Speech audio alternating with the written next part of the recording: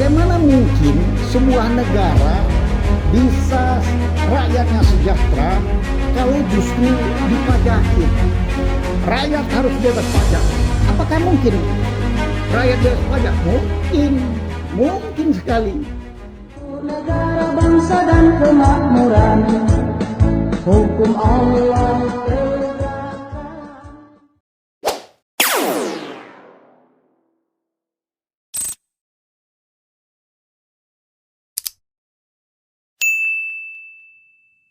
Assalamualaikum warahmatullahi wabarakatuh. Saudara, jumpa lagi kita di Sisi Pandang Masri Stanggang, sebuah channel yang melihat satu peristiwa dari sudut yang berbeda. Saudara, kita bergembira bahwa akhirnya Prabowo, presiden kita, meresapel kabinet dengan mendepak 4 orang menteri yang terindikasi dekat dan pendukung Jokowi.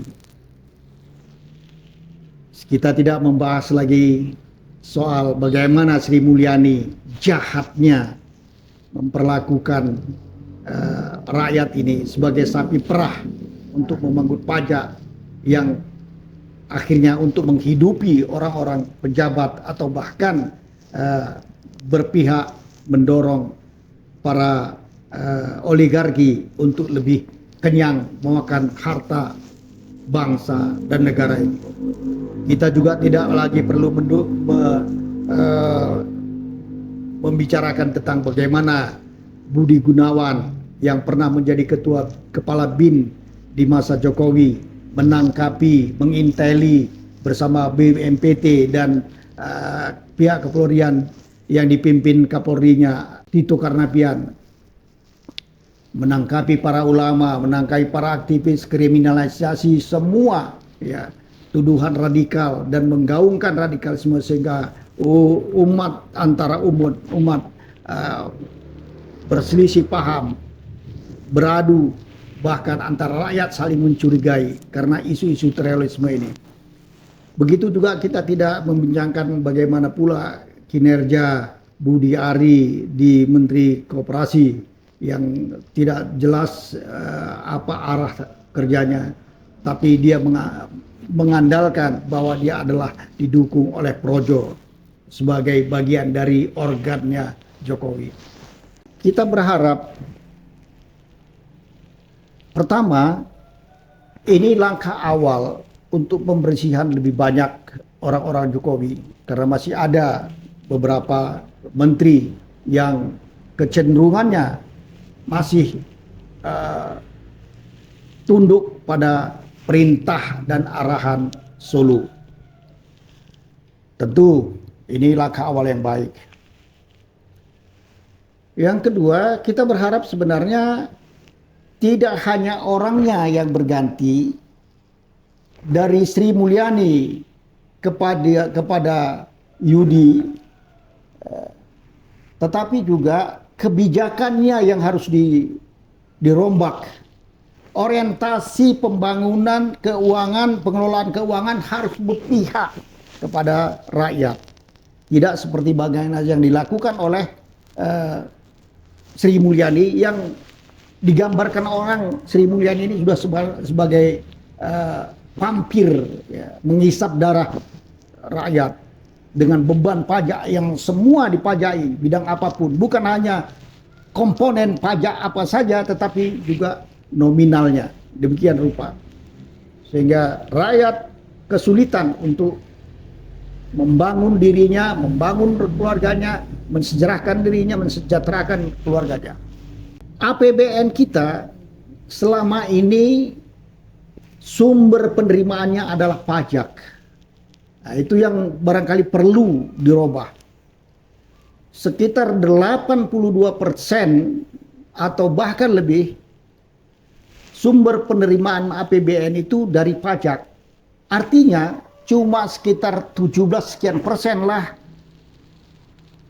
sumber pendapatan dari yang lain-lain, sektor pariwisata, sektor pertambangan, macam-macam itu cuma 17%. Artinya menghidupi negara ini termasuk menggaji semua orang yang menjadi pejabat itu dari uang rakyat. Ini sangat tidak pantas buat negara yang kaya sumber daya alamnya, masyarakatnya, rakyatnya yang jumlahnya banyak dan punya potensi keahlian yang mumpuni. Masalahnya memang pengelolaannya dan kebijakannya yang perlu diperbaiki. Bagaimana mungkin sebuah negara bisa rakyatnya sejahtera kalau justru dipajakin? Nah, ini pertanyaan, apakah mungkin Indonesia ini rakyatnya bisa sejahtera kalau rakyatnya dipajaki? Beli sesuatu pajak, menjual sesuatu pajak, menghasilkan sesuatu pajak. Nah, lalu rumah dipajak, kendaraan dipajak,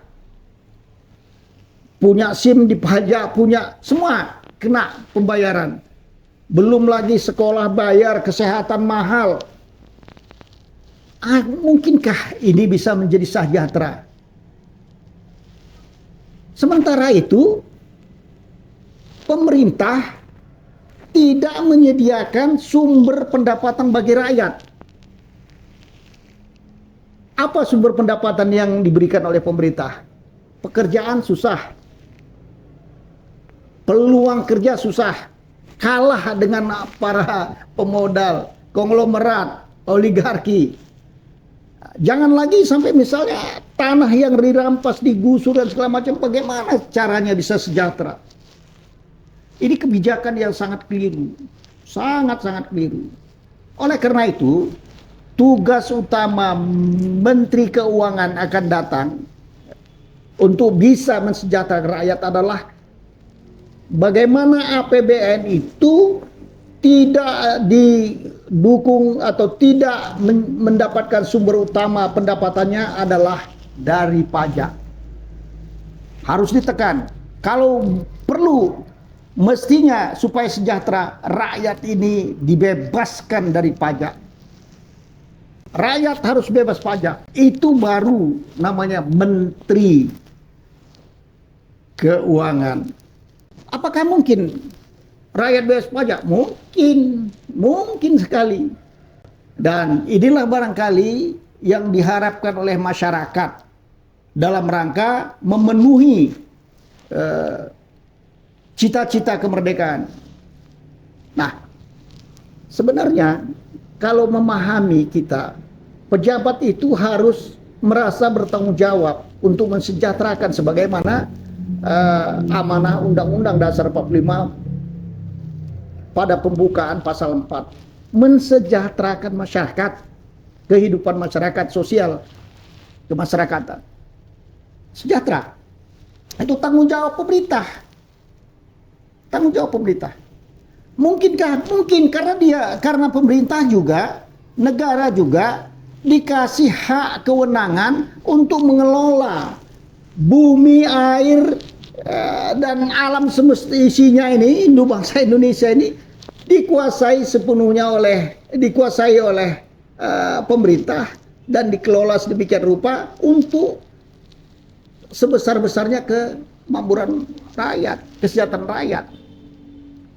Hak pemerintah mengelola air, bumi, tambang, isi perutnya semua bumi ini. Pemerintah yang mengelola. Tapi sekarang justru negara yang kaya, lautnya kaya luar biasa, hutannya kaya luar biasa, kemudian tambangnya gas dan non migas begitu dahsyat, justru cuma 17 sekian persen untuk APBN. Di mana letaknya ini?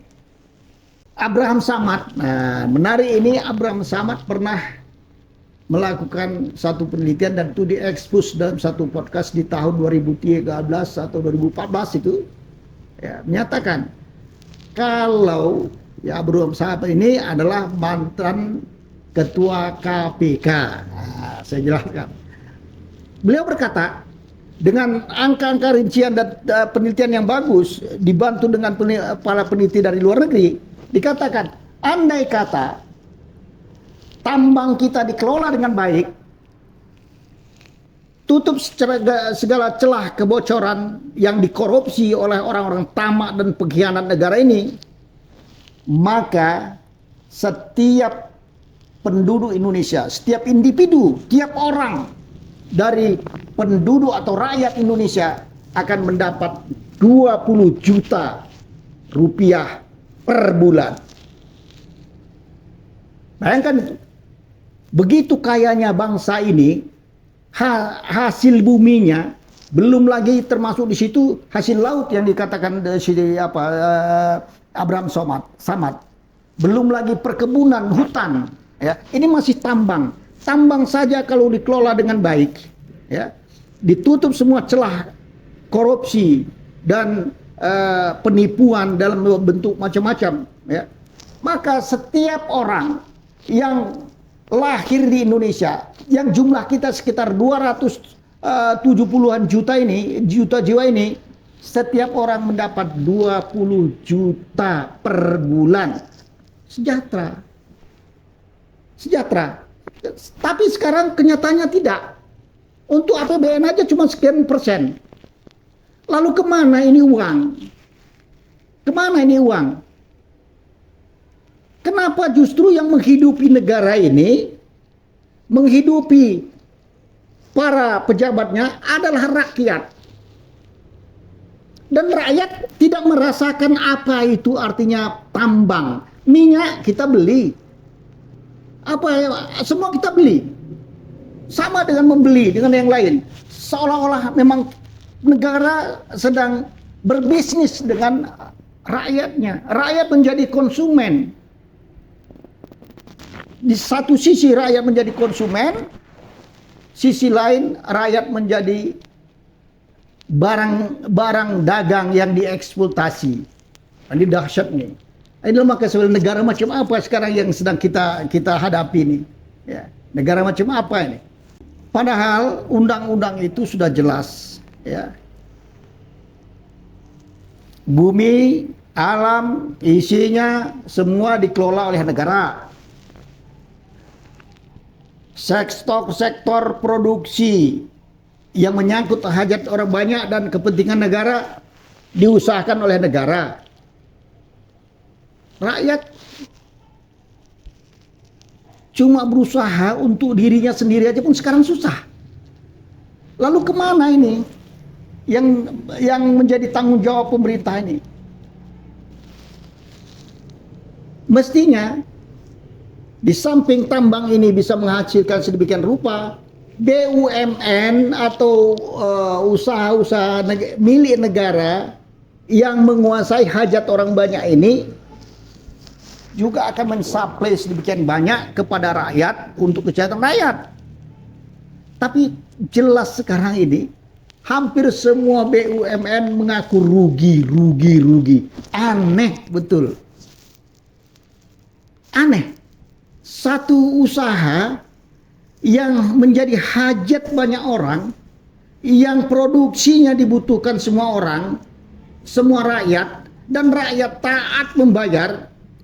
Kita sebutlah misalnya PLN, ya PLN, nggak ada orang yang tidak butuh listrik. Nah, artinya konsumennya sudah pasti dan orang bayar. Tapi kok bisa rugi? Inilah pengelolaan yang luar biasa menurut saya, yang harus dirombak. Menteri Keuangan bekerja sama dengan menteri-menteri terkait harus mampu merubah ini. Target supaya sukses Menteri Keuangan adalah rakyat bebas pajak. Mungkin tidak sekaligus, bertahap. Paling tidak APBN akan datang bukan lagi 82%, mungkin 50% dari pajak. Baru turun dalam jangka kira-kira pemerintahan Prabowo diharapkan bebas pajak. Saya kira itu satu sisi. Kemudian kita berharap yang menyangkut pengalaman pahit masa lalu yang dilakukan oleh Budi Gunawan untuk saat ini, walaupun belum ada penggantinya, ya masih ada interim. Kita berharap tidak ada lagi intel mengintel, awas mengawasi, apalagi masjid, rumah ibadah dan sebagainya. Ya, ini memang menjadi bumerang buat kita nanti satu ketika. Bagaimanapun gejolak akan besar, akan muncul kalau hak asasi, menyangkut hak asasi ditekan. Orang beragama, orang beribadah, keyakinan terhadap Yang Maha Kuasa itulah hak yang paling fundamental. Dan oleh karena itu jangan coba-coba diganggu. Kalau itu diganggu, apa yang disebut radikal akan menjadi radikal beneran. Apa yang disebut teroris akan menjadi teroris beneran. BNPT jangan menjadi teror sendiri. Mestinya badan penanggulangan terorisme nasional jangan menjadi teror sendiri pula bagi masyarakat karena perilakunya. Saya harap apa yang dilakukan oleh Presiden kita Prabowo Subianto akan menjadi penyejuk buat kita ke depan, sama-sama membangun negara. Langkah-langkah beliau selanjutnya kita nantikan untuk perbaikan bangsa dan negara ini. Merdeka! Assalamualaikum warahmatullahi wabarakatuh.